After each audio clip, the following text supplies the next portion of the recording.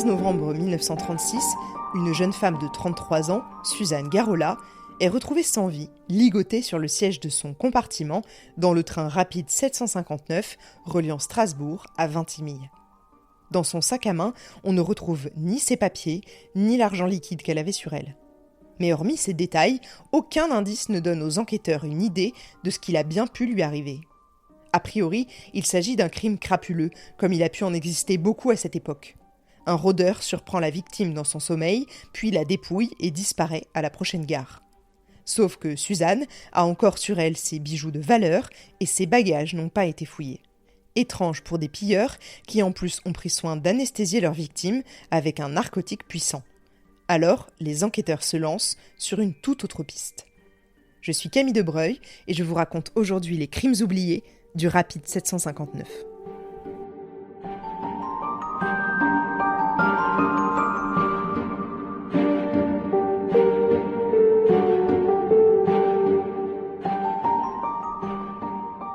Comme des détrousseurs de train qui prennent la peine d'endormir une victime et de la ligoter par les poignets et par les chevilles, mais pas de lui piquer sa bague en pierre précieuse, ça inspire bof les enquêteurs. Ils décident de ne pas rester bornés sur la piste du crime crapuleux, mais d'aller voir un peu plus loin. Et un peu plus loin, quand on n'a pas d'idée sur le meurtrier, c'est dans l'entourage de la victime. Dans sa vie plus généralement. Sauf que, je vous l'ai dit, Suzanne n'avait a priori pas d'ennemis.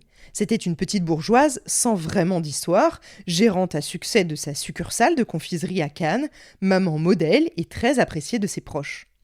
Si ça fait 12 saisons que vous écoutez Crimes oubliés, vous savez maintenant que quand la surface est extrêmement lisse, comme c'est le cas ici, c'est que souvent on trouve quelques aspérités en creusant. Alors, est-ce que le meurtrier de Suzanne pourrait être quelqu'un de son entourage ? On se dit peut-être qu'elle avait un compagnon de voyage dans son compartiment. Mais très rapidement, en allant fouiller cette piste des proches, les flics se disent que de toute manière, pour prendre le train de nuit, tuer quelqu'un, revenir tranquillement chez soi sans être vu, ça fait un gros trou dans le planning. Un trou compliqué à justifier. Et que du coup, ce serait facile à détecter chez un proche de la victime. Mais tous ont un alibi solide, et la piste s'effondre aussi sec. Sur le potentiel compagnon de voyage présent dans le compartiment avec elle, ils sont aussi un peu sceptiques. La mallette de voyage de Suzanne, on l'a retrouvée fermée et intacte sur la banquette vide en face d'elle. Ce n'est pas l'assassin qui l'a posée là puisqu'il ne l'a pas ouverte. Et elle n'a pu la poser là que de son vivant, et donc parce que cette banquette était libre, c'est-à-dire après le départ de son compagnon de voyage, si compagnon il y a eu. De plus, les débris de l'ampoule de chlorure d'éthyle ont été retrouvés à gauche en entrant dans le compartiment, près de la porte. Si Madame Garola avait été attaquée par son compagnon de voyage, il aurait sûrement été assis ou étendu tout près d'elle, et elle ne se serait pas méfiée. Les débris seraient donc près de la tête de la jeune femme, ce qui n'est pas le cas. C'est donc plutôt une personne debout qui vient d'entrer dans le compartiment qui brise l'ampoule. Il rentre, referme derrière lui, brise l'ampoule dans le coton. Mais alors pourquoi avoir attendu que le jour se lève alors que la nuit noire semble plus amicale pour commettre un tel crime ? Rappelez-vous que le légiste a affirmé que Suzanne avait été tuée sûrement entre Marseille et Toulon, donc après 4h30 du matin dans tous les cas. À cette question, il n'y a donc que 2 réponses possibles. La première, c'est que le meurtrier n'est monté dans le train qu'à Marseille, et pas avant. Il ne pouvait donc pas opérer avant cette heure-là. La seconde, c'est peut-être justement parce que le meurtrier n'était pas le compagnon de compartiment de Suzanne, mais que celui-ci est descendu à Marseille. L'assassin a donc dû attendre qu'elle soit seule et endormie. Vous voyez que du coup, l'idée du rôdeur qui passe et qui profite d'une femme endormie pour la détrousser de quelques sous est vraiment compromise. Qui monterait au petit jour, comme ça, avec toutes les cartes pour se faire prendre ? Sans compter que le contrôleur veille. Il n'aurait pas pris la mallette ou même regardé à l'intérieur, ou pris aucun bijou sur elle. Même sa bague de valeur n'a pas été volée. Le crime crapuleux semble improbable. Les enquêteurs penchent alors plutôt pour le crime passionnel.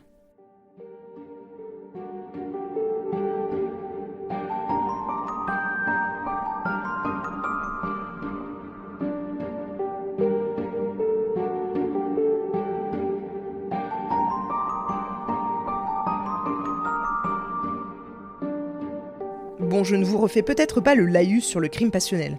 En 1936, on appelle ça comme ça. En 1980 et de nos jours, c'est juste un féminicide.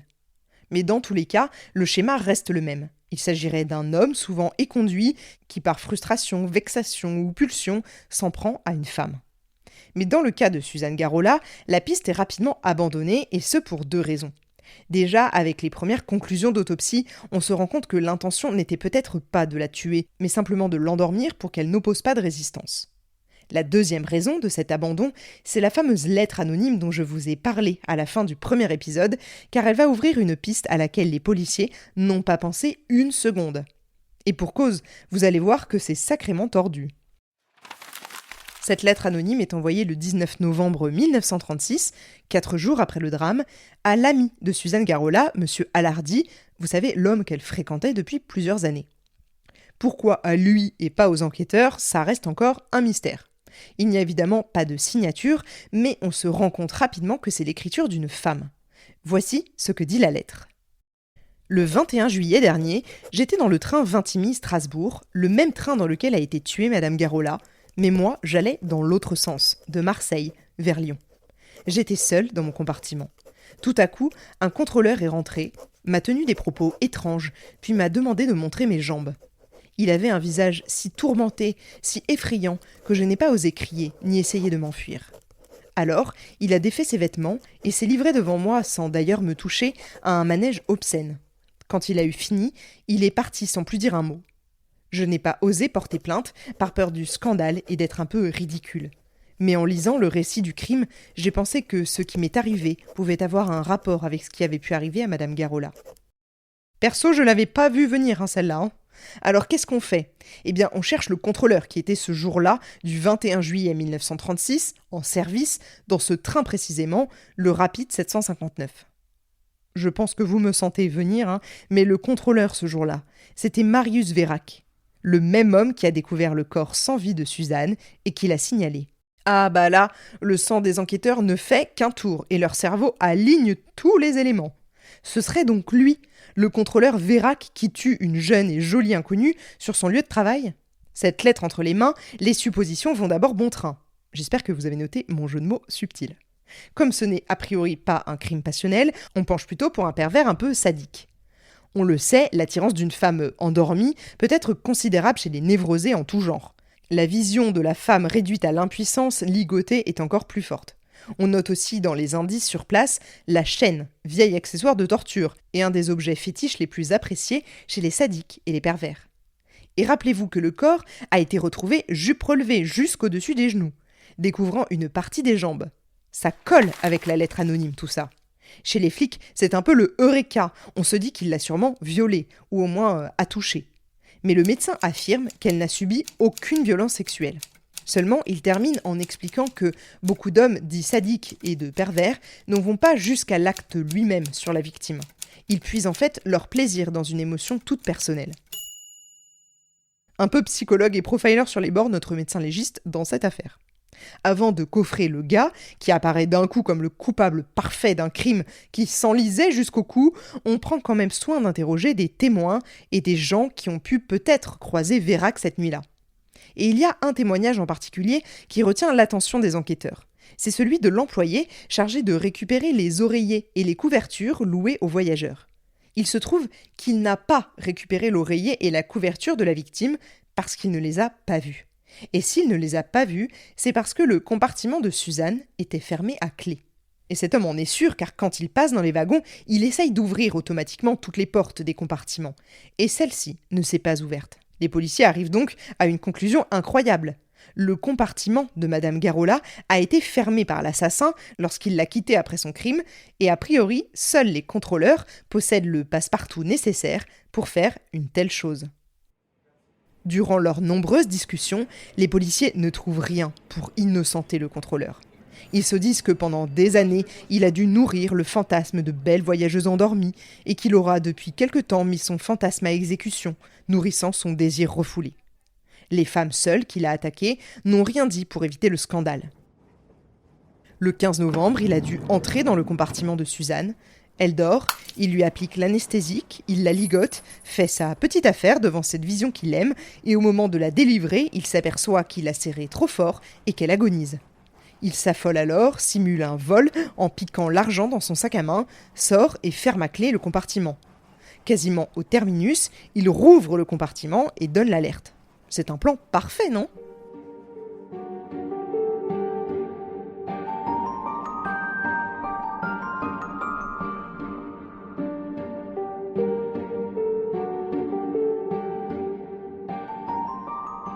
Allez, ils ont clairement assez d'éléments qui font pencher la balance en défaveur du contrôleur, alors hop, ils le convoquent au poste pour soi-disant un interrogatoire de routine.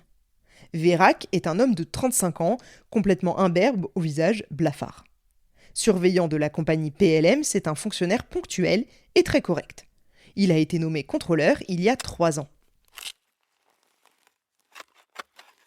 Fils de paysan, il a abandonné très tôt le travail de la terre et a voulu s'élever sur l'échelle sociale. Il n'a donc pas beaucoup d'instruction, mais son ambition l'a toujours poussé. C'est un travailleur assidu qui cherche toujours à se perfectionner et il passe son temps libre à étudier pour améliorer son instruction primaire. L'interrogatoire du bonhomme dure 18 heures. Je vous laisse imaginer l'état du gars à la fin. Je ne vais pas tout vous relater, mais l'attitude de Vérac ne donne pas beaucoup confiance aux enquêteurs. On lui demande d'abord ce qu'il a fait entre Marseille et les Arcs, entre 6h et 7h du matin. Il hésite, ne se souvient pas, il s'est promené dans le train, dit-il. Pour creuser un peu plus le trou dans lequel il s'enfonce, on lui fait remarquer qu'il s'appelle Marius et que le mouchoir qui a été retrouvé bâillonnant la victime est brodé de la lettre M.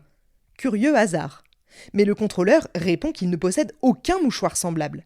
Alors, le flic y va au culot et lui dit « Tu l'as tué sans faire exprès, c'est bien ça ?» Vérac se lève, il est blême et pleure. Mais il ne dit rien, pas un mot. Dans les effets personnels qu'on lui a confisqués sur lui, il y a notamment un brouillon de correspondance qui révèle que le 20 novembre, 5 jours après le crime, alors que personne ne le suspecte encore, il a demandé à un grand avocat de bien vouloir se charger de sa défense, je cite, au cas où il serait ennuyé par la police. Bon. La conviction des policiers est faite et le contrôleur tombe déjà dans l'engrenage terrible de la justice. Ça, c'est juste l'interrogatoire, parce qu'il y a sacrément des contradictions entre les déclarations de base du contrôleur et les témoignages d'autres personnes dans le train, comme le convoyeur ou le ramasseur d'oreillers. Quand soi-disant il voit que la femme ne se réveille pas, au lieu d'alerter, de demander un médecin, d'essayer de la ranimer, de tirer la sonnette d'alarme, il se contente de dire au chef de gare du Cap d'Aille « J'ai une drôle de voyageuse, on ne sait pas si elle dort ou si elle est morte ». Devant ses collègues alignés comme témoins dans le bureau du juge, il est très embarrassé quand on évoque son attitude le jour J, et explique qu'il n'a pas eu l'idée de faire tout ça, qu'il avait peur d'avoir des ennuis et qu'il a été du coup très maladroit. Le juge lui lit plusieurs rapports de police où il est question de faits étranges dans ce train rapide 759 au cours des derniers mois, mais ça le place alors dans la peau d'un pervers coureur de jupons. Et là, il s'indigne et demande d'un coup son avocat. Changement d'attitude direct quand on évoque le crime à caractère sexuel. Sur tout ça, Marius Vérac est arrêté sans aucune preuve tangible à l'heure actuelle, mais seulement parce qu'il n'a pas tiré la sonnette d'alarme. Le 24 décembre 1936, soit plus de 2 mois après le crime, sort un numéro du magazine Détective qui décrit très bien cette affaire, et à ce moment-là, aucune preuve juridique contre Vérac n'existe encore. Que des présomptions. Vérac continue de parler de l'homme aux cheveux gris, qui pour lui est l'assassin et qui lui a conseillé de laisser dormir Suzanne à 7h30 quand il allait la contrôler. Mais ce qu'il ne sait pas de suite, c'est que l'homme aux cheveux gris a été identifié. Et depuis le 19 novembre. Ancien employé PLM, c'est aussi pour ça qu'il a tutoyé Vérac d'ailleurs, il était parti de Lyon pour se rendre en vacances quelques jours à Cagnes-sur-Mer et au repos. Il n'avait pas lu les journaux, donc il ne savait rien de sa recherche, ni de l'affaire. Il est mis hors de cause très rapidement. Si Vérac est coupable, on explique son crime comme étant celui d'un sadique récidiviste. La mort aurait été un accident imprévu et le contrôleur aurait essayé de détourner les soupçons des enquêteurs avec une mise en scène. L'espèce de dédoublement de la personnalité qui caractérise les crises de sadisme expliquerait son apathie, son indifférence à l'égard du drame, mais à part ces suppositions, on n'a rien contre lui. Si vous suivez ce podcast assidûment, vous êtes au fait que quand les policiers ne font pas bien leur job, les journalistes prennent le relais avec assiduité. Et même si Vérac a l'air d'être coupable, que son attitude hurle que le crime est dégueulasse, les journalistes, notamment du magazine Détective, qui sont alors eux-mêmes de fins enquêteurs, ne croient pas du tout en sa culpabilité. Et ils le disent. Ils mèneront une vraie campagne pro-Vérac dans les mois qui suivent son incarcération pour le faire libérer. La femme du contrôleur les remerciera même dans une lettre ouverte pour leur combat. Et s'ils font tout ça, c'est parce que très rapidement après son arrestation, pas mal de contradictions dans cette affaire viennent attester de la légèreté des preuves. Par exemple, le mouchoir brodé M qui ressort dans l'interrogatoire. Eh bien, on perquisitionne chez Vérac, mais tous ces mouchoirs à lui sont marqués P, alors qu'il s'appelle bien Marius. Oui, car Vérac se fait en réalité appeler Paul dans la vie de tous les jours, jamais Marius. Puis, dans le compartiment, il y avait une valise vide et un cache-nez sur la victime. Vérac a été vu sur le quai de la gare d'Avignon par des voyageurs, sans valise et sans cache-nez. On se dit aussi qu'un pharmacien de Marseille ou des environs devrait connaître Vérac pour avoir fourni l'anesthésiant. Mais non, personne ne le remet. Alors, ça ne tient pas non plus. L'homme aux cheveux gris dont a parlé Vérac de suite a été pris par les policiers comme une tentative pour se dédouaner et pour une invention de sa part. Mais on le sait maintenant, l'homme a été identifié et même reconnu par d'autres voyageurs dans le wagon. Il ne l'a donc pas inventé.